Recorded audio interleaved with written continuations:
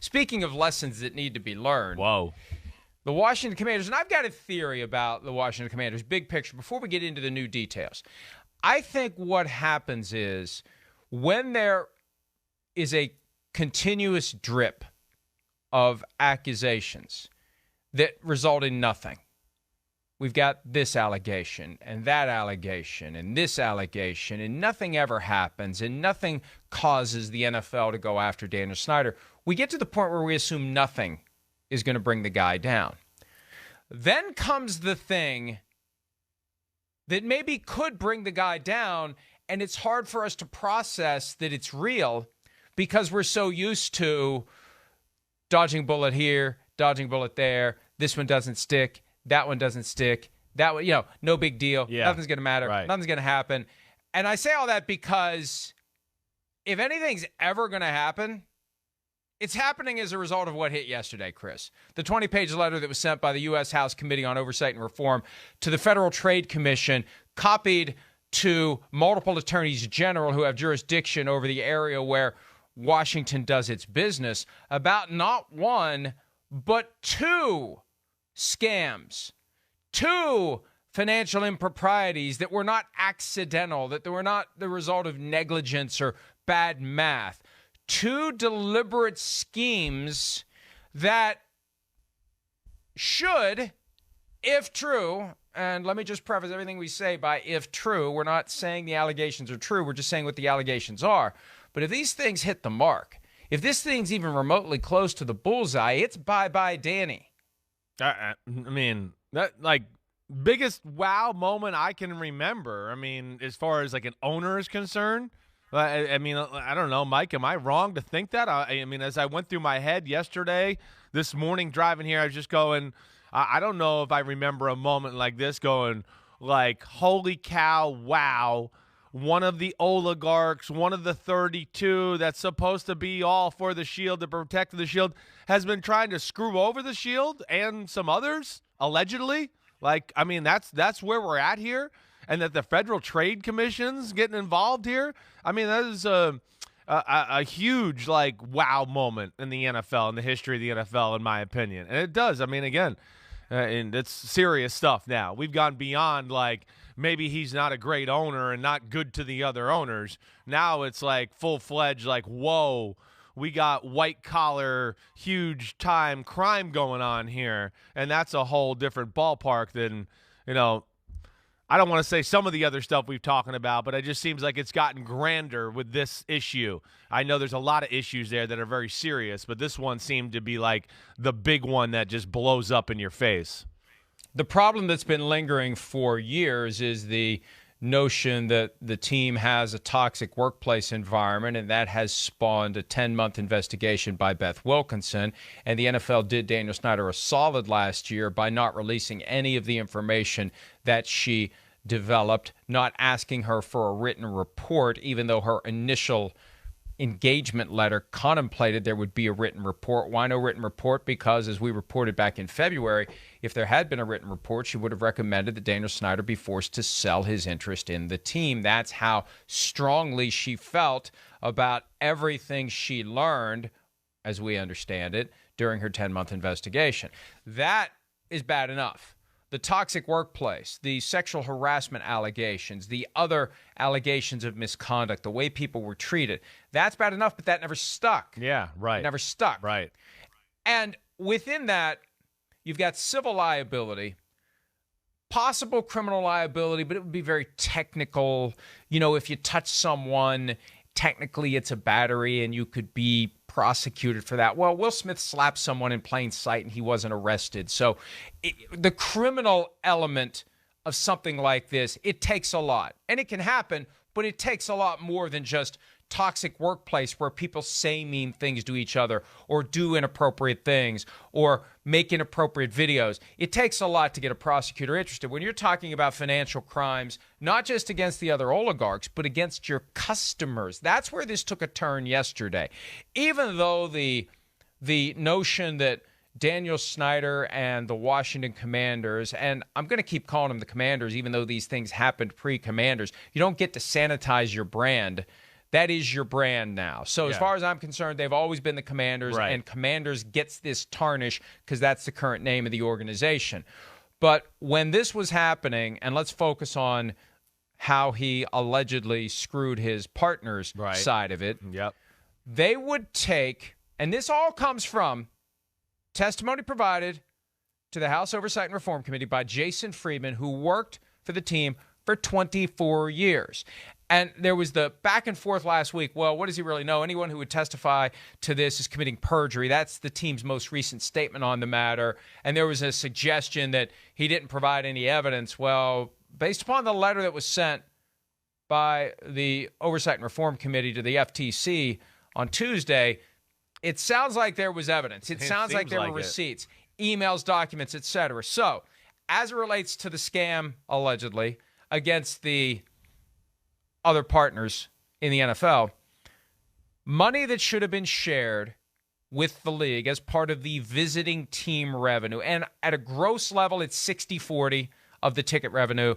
Net, it's more like 66-33 because the team is allowed to take out some money from that visiting team pool for expenses. And you can imagine whether or not there's any suspicion at this point as to whether or not legitimate expenses were removed from whatever was eventually submitted to the league. But the argument is that money that should have gone to the league as the visiting team pool was allocated to other events that were held at FedEx Field, whether it was a Kenny Chesney concert, a Notre Dame game against Navy or Army, one of the two. Yeah.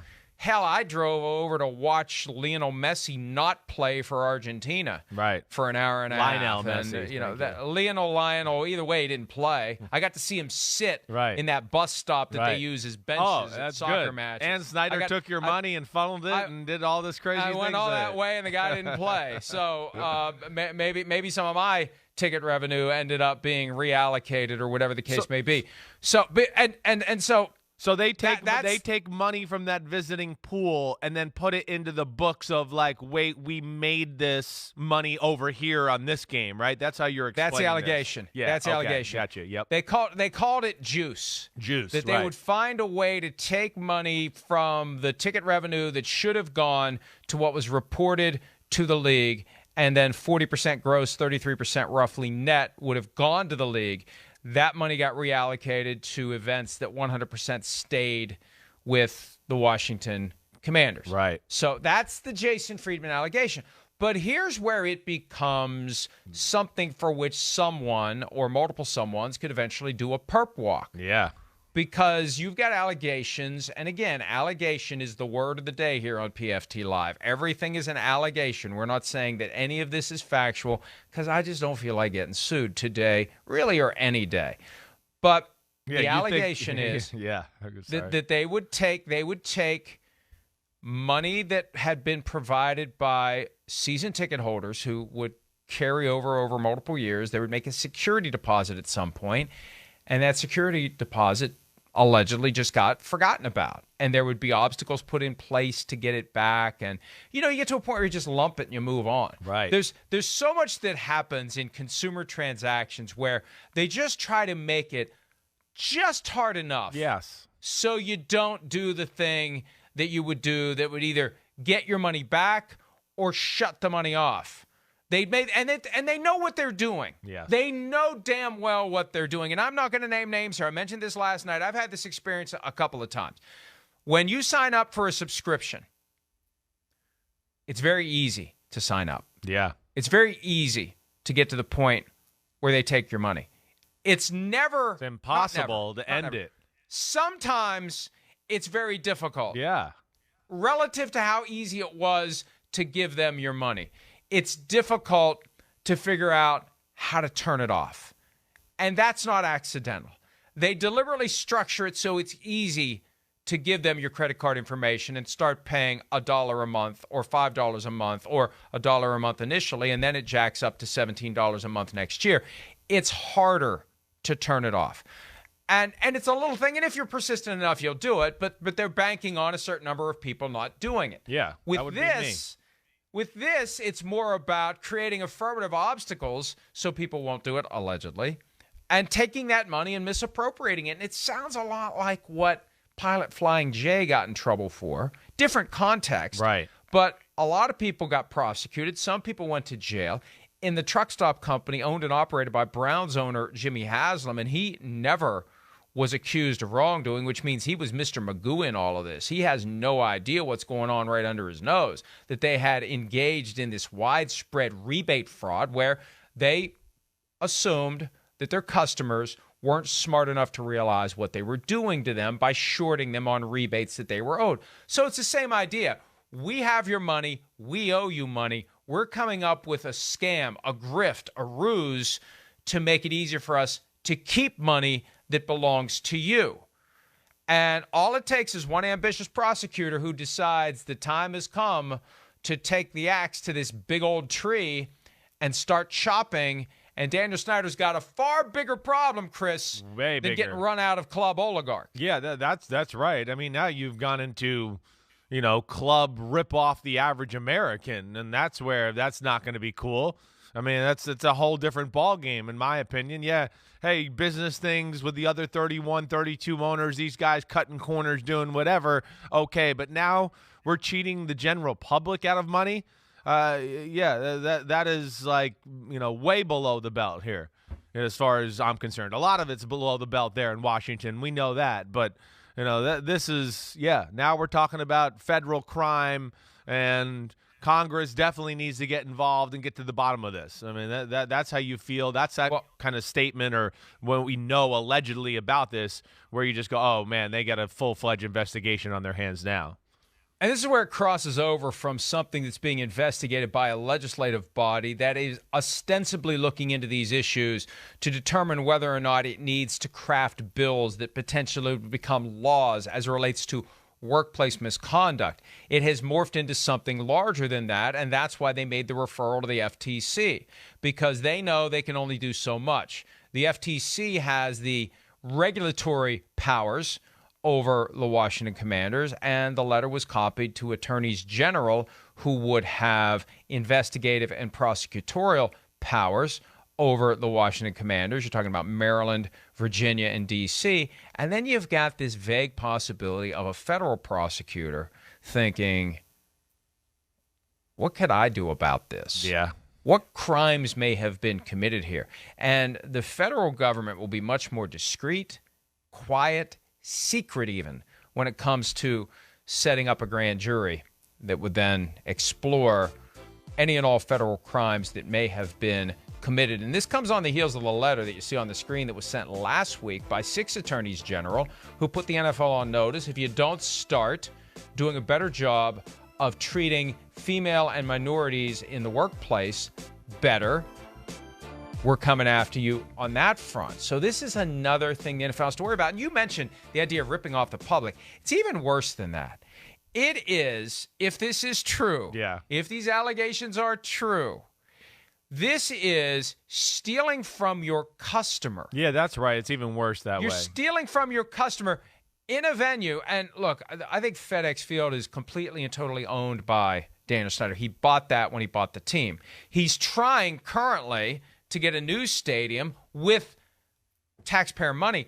Good luck getting taxpayer money when there's evidence that you have defrauded your taxpayer/customers. Think about that. Not only are these billionaires trying to rob from the poor and give to the rich via the pool of public money that's out there in any given jurisdiction, but on top of all of that, they're stealing from the people who give them money for security deposits for their year in and year out season tickets. They're your best biggest customers. supporters, right? If this is true, right, you are stealing from your best customers, right, not your worst customers. Not that it makes it any better if you're preying upon just the casual person who shows up for a game or two. These are the people who are there and keep buying season tickets, right, no matter how bad your team is. Yeah, it is. There is worse. I mean, it's bad to screw over anybody, but to screw over the people that are actually like loyal to you and your organization and show up when you're crappy and still root for the football team and buy the gear. Yeah, I mean, moral integrity-wise, it is worse than just your normal rip-off that way. Let me rip off the people that are the best to me. Oh, okay, cool. I mean, that's where it's so amazing that we're here. My brain is clouded with just Washington Commanders dysfunctional issues to the point where you just go, at what point did the owners just go, you know what, like we can't deal with you anymore. It's just one issue after another. We got to cut you off. We got to get you out of here. It's got to be over. It's one story after another, whether they're all true or not. That's where I'm shocked that, I don't know. There just hasn't been more backlash maybe from the NFL owners here with this. I know they got to be careful, but man, you talk about tarnishing the shield and the NFL right now. I mean, Washington Commanders seem like it's one of their goals in life right now is to tarnish the shield. Well, from the league's perspective, now the league had kept its head low yesterday, but as of last night, Brian McCarthy, NFL spokesman, began issuing a statement to anyone who asked for it as to this situation. And I thought that it was striking in what it implied, not in what it said. And here it is. We continue to cooperate with the Oversight Committee and have provided more than 210,000 pages of documents. The NFL has engaged former SEC Chair Mary Jo White to review the serious matters raised by the committees. That last part is important because Mary Jo White has been brought on the scene originally to look into the allegations made by Tiffany Johnson during a roundtable hearing at the Oversight and Reform Committee back in February, where Tiffany Johnson, who had previously declined to cooperate with the Beth Wilkinson investigation, made allegations directly against Daniel Snyder. And remember, we were at the Super Bowl that week. Snyder's team says, well, we're going to appoint an investigator. And Roger Goodell says, no, that's not how it works. Right. You don't investigate yourself unless it's the Cowboys investigating themselves over the voyeurism scandal involving the cheerleaders. That's okay. That was a week later, and they never said boo about that. But as it relates to the Commanders, the NFL said you can't investigate yourself. And I think there was some negotiation because Snyder, in my view, didn't want Beth Wilkinson back on the scene because Beth Wilkinson had already determined he's guilty as charged, based upon what I've heard. So in comes Mary Jo White specifically to investigate the allegations of Tiffany Johnston. That's why Mary Jo White's on the scene.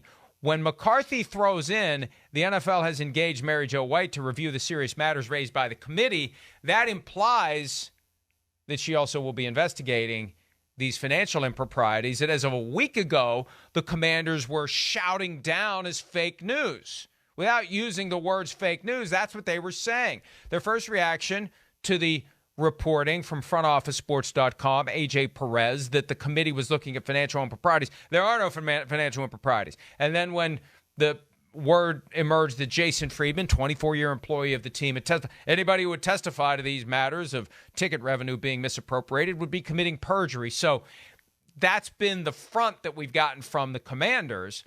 But, man, it sounds like there's a hell of a lot more there. And the bottom line is Mary Jo White is exploring that along with the new accusation from February against Daniel Snyder. So now, look, I continue to have my suspicions about an independent lawyer who keeps getting hired by the NFL. That person is giving the NFL what it wants, or it wouldn't continue to hire the same person. The question becomes, what does the NFL want? Yeah, that's the, and it's entirely possible, Chris. The NFL may want Mary Jo White to throw a dart that does hit the bullseye and allows them to say it's time for Daniel Snyder to get the hell out of here. Right. That's where the situation seems like it's going down a different path or different than other things we've seen in the NFL with these private investigations. Yeah, I mean it's usually we feel like the fix is in.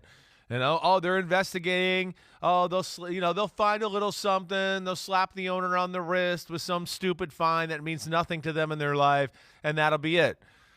With these allegations, yes, and how serious and how consistent everything always is out of Washington, I would think this maybe is one of the first times ever the NFL, Roger Goodell, some of the owners are probably hoping that Mary Jo White or an investigator in general find some real dirt here to stop the bleeding from this story, all these stories coming out of there. So that's where I think it'll be interesting, Mike. And I would think that now with these allegations of screwing over the NFL and the public, that if Mary Jo White did have the hey, investigate, but we're kind of telling you where we want to go, I would think it's free reign now. I would think the NFL takes the shackles off and go get the truth and figure this out, and then we'll take appropriate action. The letter that was sent by Congress, by specifically the House Oversight and Reform Committee, to the Federal Trade Commission accuses the NFL of continuing to refuse to provide the committee with the full findings of Beth Wilkinson investigation. And that doesn't surprise me, because that's been the core of the fight since October. Give us the 650,000 emails. Give us the findings that Beth Wilkinson generated. And the NFL has refused, the team has refused. And when McCarthy says, well, we've given 210,000 documents, okay, well, but what's in them? They may be worthless. They may just be a document dump of things that are just going to have staffers spinning their wheels, looking through whatever. And when I was practicing law, that would happen all the time. They would dump haystacks on you, and they would hide the needles, if there even were any, deep inside, to force you to flip page after page after page. Or if there was nothing in there at all, they could say, well, we gave you 210,000 documents. What do you want? I want the documents that actually matter. I don't want your lunch orders. I don't want things that are completely irrelevant to why we're here. And skilled and unscrupulous lawyers and others know how to go about loading up someone who's looking for the truth with a bunch of crap that they have to sift through that is far from what the person is looking for. So just because the NFL has given 210,000 documents doesn't mean jack squat to me. Hi, I'm Mike Tirico, and thanks for watching. Make sure to hit subscribe for the latest news and highlights from NBC Sports.